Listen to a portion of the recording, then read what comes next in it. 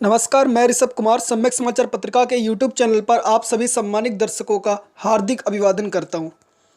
जैसा कि आप सभी जानते हैं, कोरोना की महामारी के कारण पूरे विश्व में असाधारण स्थिति बनी हुई है। भारत भी इसके प्रकोप से अछूता नहीं है।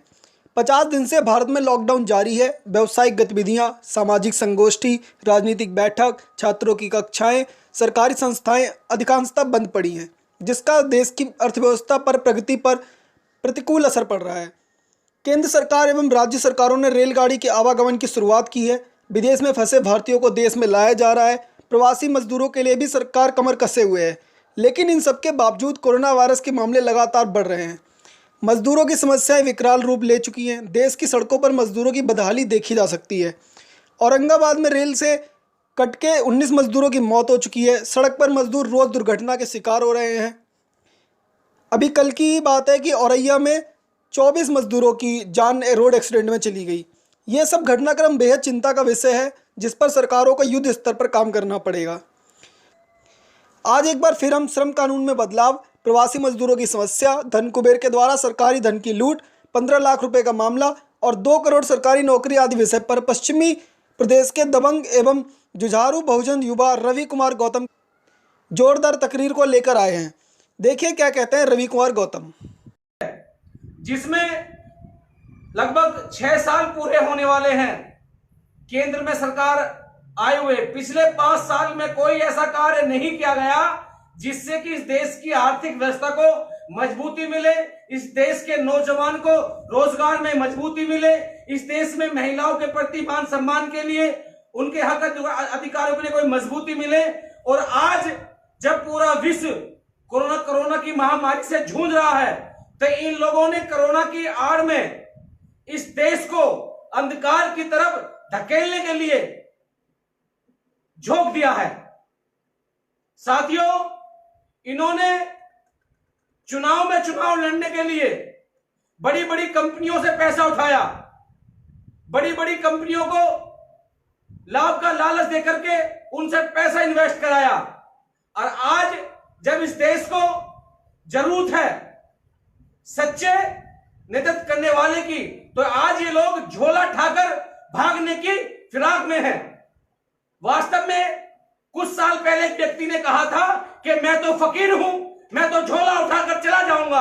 आज वही स्थिति है। जिन लोगों ने यह कहा कि आप मुझे चौकीदार बनाइए, और जब इस देश की आवाम ने बड़ी ईमानदारी से चौकीदार के हाथ में कमान दी, तो वो चौकीदार आज इस देश को बेचने के लिए बिल्कुल तैयार खड़ा है। मैं पूछता हूं, ये देश कब तक ऐसे चौकीदारों को मौका देता रहेगा?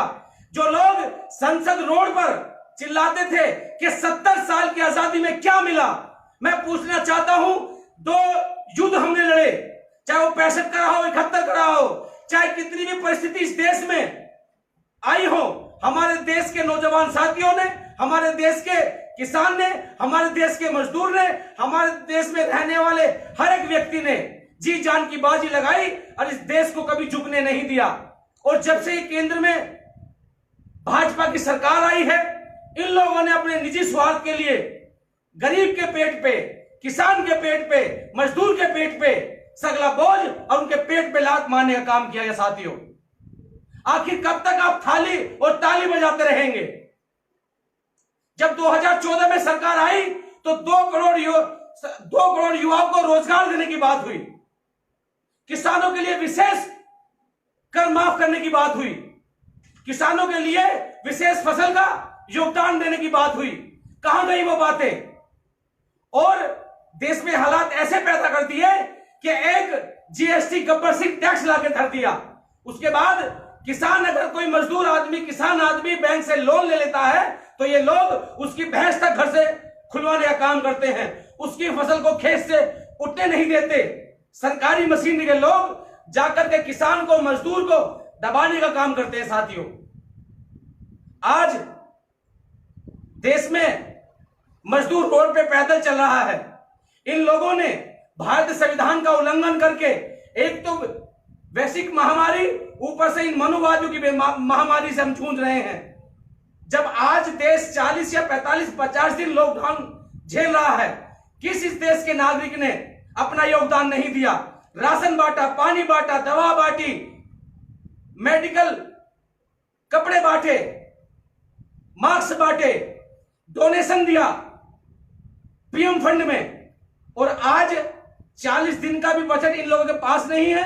तो ये कौन है 70 साल का हिसाब मांगने वाले? मैं किसी पार्टी का पक्षपात नहीं कर रहा हूं, मैं तो एक बात पूछने वाला हूं कि क्या इतने बुरे हालात हो गए जो मजदूर 8 घंटे काम करके भी अपना पेट नहीं पाल पाता था, बहुत कम सैलरी मिलती थी।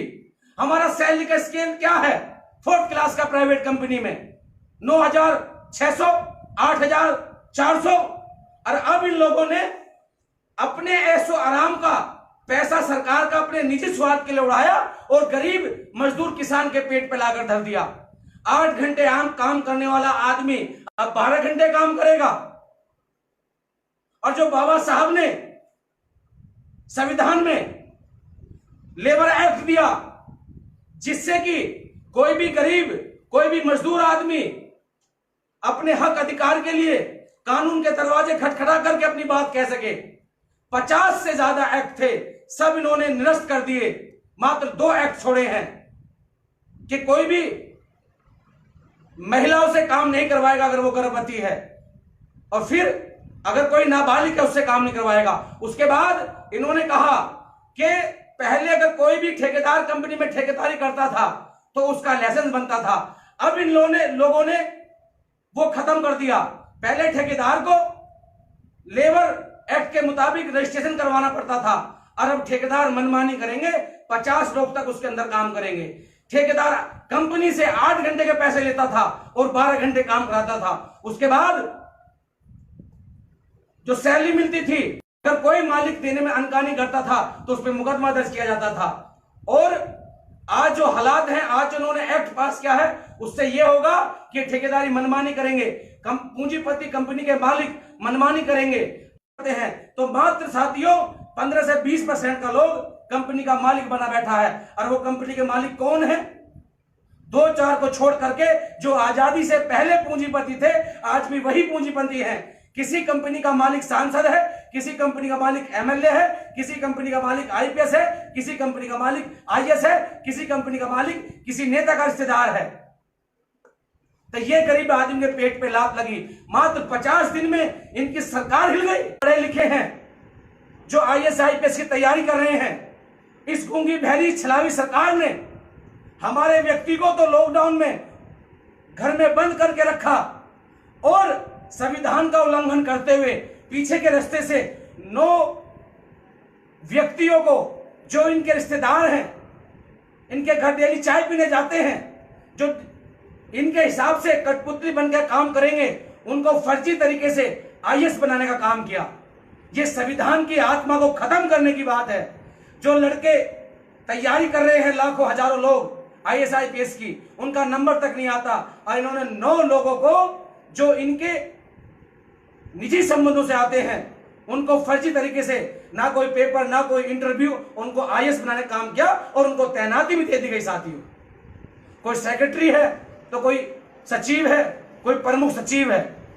और हमारे समाज के लोग, हमारे देश के लोग अंधभक्त बनके ताली और थाली बजाने का काम कर रहे हैं, और इन्होंने ताली थाली की आड़ में उन लोगों को आईएएस बनाने का काम किया गया। उसके बाद इन लोगों ने समाज को, देश को गुमराह बनाने के लिए कि हमारे पास पैसा नहीं है, वर्ल्ड बैंक से 12 लाख करोड़ का कर्जा लिया। मैं पूछना चाहता हूं, ये कर्जा नरेंद्र मोदी के पिताजी का नहीं है, ये कर्जा 125 करोड़ की जनता के ऊपर लिया गया है। 125 करोड़ की जनता इससे जवाब क्यों नहीं पूछती? साथियों, जब ये लोग सरकार में आए थे तो इन्होंने कहा था कि हम विदेश में 3 लाख से ज्यादा काला धन पड़ा हुआ है, उसे हम इस देश में लाएंगे और 15-15 लाख रुपए इस आम जनता के खाते में गिरेंगे। और चुनाव होने के बाद वो जुमला बताया गया अमित शाह के द्वारा, मोदी के द्वारा। उसके बाद 2 करोड़ योजना देने की बात करी इन्होंने।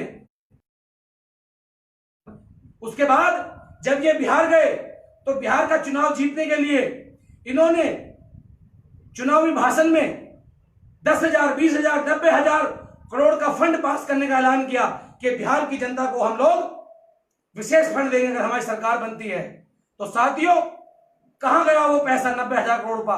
मेरा आपसे कहने का मतलब यह है कि जिस तरीके से इन्होंने चुनाव जीतने के लिए, अपने आप को स्थापित करने के लिए जनता से लाखों झूठ बोले हैं, जनता फिर भी इनके विश्वास में आती है। कहां है वो 2 करोड़ जो सरकारी योजनाएं, कहां है वो 15 लाख रुपए, कहां है बिहार की जनता को जो विशेष पैकेज दिया गया था चुनाव में 90,000 करोड़ का। और अब इन्होंने 20 लाख करोड़ का पैकेज देने की बात की, वो भी उन लोगों को जिनका टर्नओवर 100 करोड़ से ज्यादा का है सालाना। यानी कि जो आपने कहा था गरीब के लिए कि आप पकोड़े बेचो, तो पकोड़े बेचने वाले का तो कोई टर्नओवर होता नहीं। आपने कहा था कि ग्रेजुएट होइए, अगर नौकरी नहीं मिलती है तो पकोड़े बेचिए। तो ये कौन लोग हैं जिनका टर्नओवर 100 करोड़ से ज्यादा है? 2-4 लोग हो सकते हैं जो अपनी मेहनत से वहां तक पहुंचे हों। ना तो साथियों अमित शाह के जैसे लड़के जिनकी कंपनी मात्र सैकड़ों करोड़ का टारगेट पार नहीं कर पाई थी, आज वो हजारों करोड़ में कंपनी काम कर रही है। तो दुख होती है, पीड़ा होती है। और इसके बाद अगर हमारा काला धन इनके मुताबिक जिसके द्वारा चुन के गए थे अगर इस देश में आता तो हमें कर्जा लेने की जरूरत नहीं पड़ती। उसके बाद इन लोगों ने अगर कोई किसान लोन ले ले तो उसके घर के कुर्की के वारंट ये लोग कराने का काम करते हैं। अगर कोई पशुधन पे लोन ले ले तो इनके सरकारी मशीनरी के लोग पशु को खोल के ले जाने का काम करते हैं। कोई व्यक्ति अगर बिजली का बिल भरने में लेट हो जाए तो उसका मीटर काट कर उस पर मुकदमा दर्ज करने का काम करते हैं साथियों।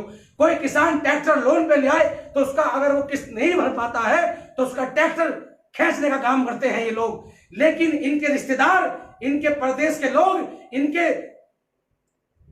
इनके सूबे के मालिक 68,000 करोड़ का लोन लेकर भाग गए ये। लेकिन ये लोग इस देश का शोषण करवा करके, इस देश की आर्थिक व्यवस्था कमजोर करके ये विदेश तक उन्हें लेकर नहीं आए। चाहे वो नीरव मोदी हो, मेहुल चोकसी हो, तो शायद चाहे वो विजय माल्या हो। और उसके बाद ये 20 लाख करोड़ का, मुझे नहीं लगता ये छोटे मोटे उद्योगपति तक पहुंचेगा। ये जुमला है। तो आप लोगों को इनसे सावधान रहना है और इकट्ठा होकर लड़ाई लड़नी है। ये बात तो हो गई जो पूंजीपति है, लेकिन आप लोगों से इतना तो बनाना ही कि कोई गरीब आदमी लॉकडाउन में अपने घर तक पहुंचाए। आप क्या पैकेज देने की बात करोगे? 16 लोग महाराष्ट्र की रेल पटरी पे शहीद हो गए अपने भूखे प्यासे पे अपनी मान सम्मान की लड़ाई लड़ते हुए। आप लोगों से 100-200 करोड़ खर्च करके रेल तो लगाई नहीं गई जो पूरे देश में आदमी अपने घर पहुंचाता। आप बात कर रहे हो 20 लाख करोड़ का बजट देने की। अगर आप लोगों के समझ में मेरी बात आ रही हो तो साथियों मैं इस वीडियो को आपसे अपील करूंगा कि ज्यादा से ज्यादा शेयर करने का काम करें। पीड़ा होती है कि पढ़ा लिखा नौजवान गुमराह हो रहा है, पढ़ी लिखी मेरी बहन बेटियां इनके छलावे में आ रही हैं। आप लोग विरोध कीजिए। संविधान कहता है कि जब तक आप विरोध नहीं करोगे ये आपको मुर्दा बनाकर आपको इस्तेमाल करते रहेंगे।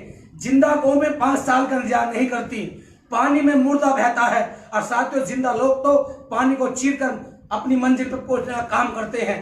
बाबा साहब ने यह सपना नहीं देखा था कि संविधान को किस तरीके से लोग खत्म करने का काम करेंगे। आज संविधान का सिर्फ ऊपर और नीचे का पन्ना है, बीच में तो लोगों ने मनुस्मृति लगाने का काम किया है और मनुस्मृति के द्वारा ये लोग हम लोगों को दबाने का काम कर रहे हैं। इसके बाद साथियों आए दिन मैंने कितनी बार कहा है कि ये जो वायरस है ये चला जाएगा, लेकिन जिन लोगों के दिमाग में जातीय वायरस भरा हुआ है वो कब जाएगा। अभी बिहार के मुजफ्फरपुर में 3 महिलाओं के बाल काट करके उनके मुंह में पेशाब किया जाता है। अरे से शर्म करे एनडी की सरकार, शर्म करे नीतीश की सरकार कि तुम भी किसी माँ के लाल हो। एक महिलाओं का दर्द जानो, उन पे पेशाब करके उनके पूरे गांव में घुमाया जाता है। ये तो मैं बधाई दूंगा युवा सदल की टीम को जो बिहार में काम कर रही है। उन लोगों को मुकदमा दर्ज करा करके 8 लोगों को जेल भेजने का काम किया। और ताजी घटना उत्तर प्रदेश की, यहां तो बिल्कुल जंगल राज हो गया उत्तर प्रदेश में। कोई दिन ऐसा ना जाता हो कि जहां दलितों पर, बहुजनों पर, देश के रहने वाली महिलाओं व नागरिकों पर जुल्म जाती ना होती हो। कहीं तो किसी बहन की बारात आने वाली है और 4 गुंडे मिलकर के उस बहन का रेप कर जाते हैं, उसकी हत्या कर जाते हैं। ये हाल उत्तर प्रदेश का है।